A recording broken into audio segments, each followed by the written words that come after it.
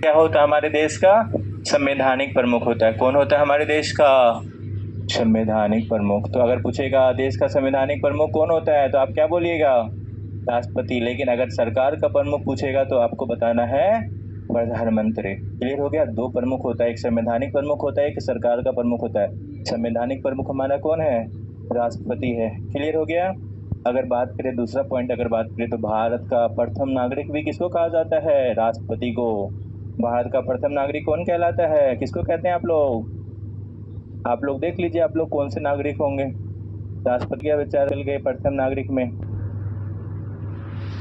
तो भारत के प्रथम नागरिक कौन होते हैं? राष्ट्रपति जी होते हैं। समझ में आ गया? अब हम पढ़ेंगे इसका स्पीकर। देखिए हमारा जो अनुच्छेद आर्टिकल क्या है, हमारा 52 है ना, उसको आर्टिकल 52 कहता है कि भारत का एक राष्ट्रपति होगा। 52 क्या कहता है? भारत का एक राष्ट्रपति होगा। क्या होगा? भारत का एक राष्ट्रपति होगा। भारत का एक क्या होगा? राष्ट्रपति होगा। ये कौन कहता है? 52 कहता है। क्लियर हो गया? ऐसा ही हमारा कौन सा अनुच्छेद है? 53 है। 53 क्या कहता है? 53 कहता है संघ की कार्यपालिका की शक्तियां किसमें निहित है? राष्ट्रपति में निहित है। और इसको कैसे करेगा? किसकी सहायता से? स्वयं एवं अधीनस्थ की सहायता से।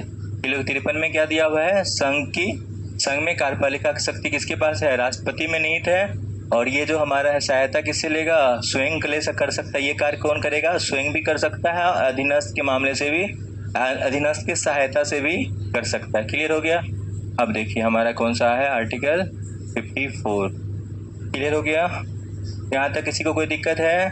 नहीं ना? अगर हम बात करें 54 का, तो ये हमारा किसके बारे में बोलता है? राष्ट्रपति का निर्वाचन के बारे में बोलता है। किसके बारे में बोलता है? राष्ट्रपति का निर्वाचन। अगर बात करें हम आर्टिकल 55 का, तो 55 किसके बारे में कहता है?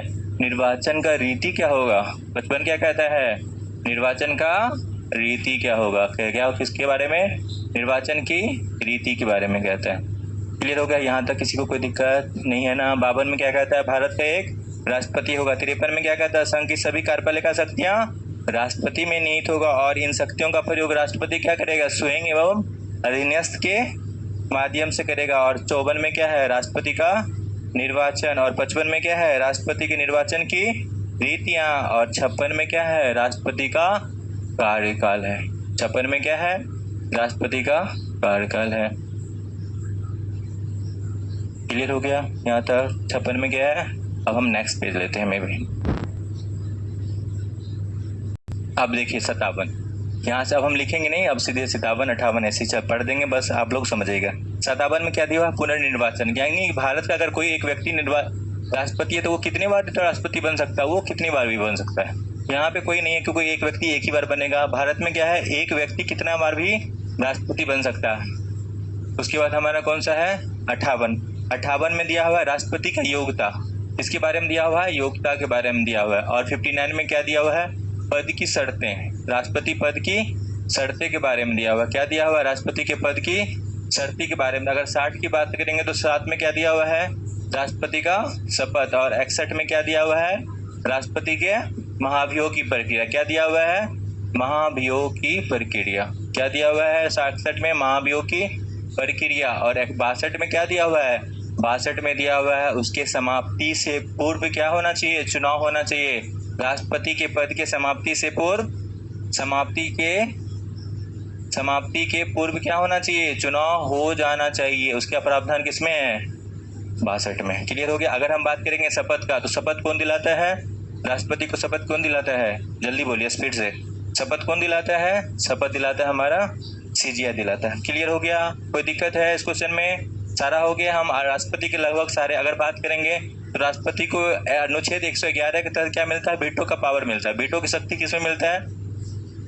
वीटो की शक्ति मिलता है 111 के बारे में, 111 में। क्लियर हो गया? इसमें 3 टाइप का वीटो का शक्ति होता है। एक हमारा एब्सोल्यूट होता है, एक हमारा एब्सोल्यूट होता है, एक हमारा एब्सोल्यूट होता है, एक हमारा क्या होता है? सस्पेंसिव होता है। क्या होता है?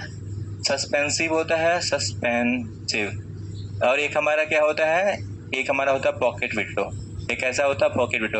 अगर एब्सोल्यूट का बता कि अगर कोई भी विधेयक है तो उसके बारे में सिर्फ मना कर देगा कि नहीं, गलत, ये विधेयक हमारा क्या है, गलत है। सीधा सा वो सीधा मना, उसके लिए सीधा मना, गलत है सही है कुछ नहीं, वो सीधा मना कर देगा, उसको कहते हैं एब्सोल्यूट वीटो कहते हैं। उसके बाद हमारा सस्पेंसिव, सस्पेंसिव में होता है कि आप क्या करते हैं, फिर से आप क्या कर देते हैं, लोकसभा या राज्यसभा में फिर से पुनर्विचार के लिए देते हैं, किसी भी विधेयक को क्या करते हैं, पुनर्विचार के लिए फिर से भेज देते हैं। अगर हम पॉकेट वीटो की बात करेंगे तो पॉकेट वीटो में ना ही राष्ट्रपति क्या करेंगे, उसके बारे में, उस विधेयक के बारे में ना ही सहमति दिखाएंगे, ना ही उसके बारे में कुछ नहीं बोलेंगे, कुछ नहीं, बस पॉकेट में रख के क्या कर लेंगे, रख जाएंगे और भूल जाएंगे कि विधेयक आया भी था मेरे पास। क्लियर हो गया, वीटो की शक्ति भी समझ में आ गया आप लोगों को। आगे हम